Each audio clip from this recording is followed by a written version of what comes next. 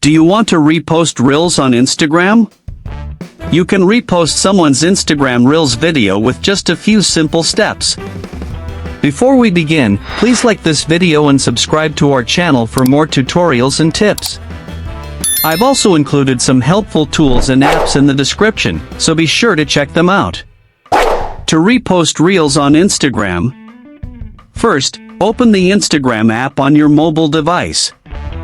Make sure you have the latest version of Instagram installed. If not, please update it from the App Store or Play Store.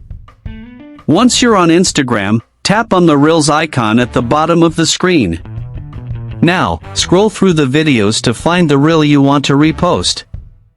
On the right side of the reel, you will see different options. From here, tap on the repost icon. You can also add a comment or emoji as notes that will be visible to others when they view your repost. Now, the reel will instantly be shared to your profile under the Reposts tab.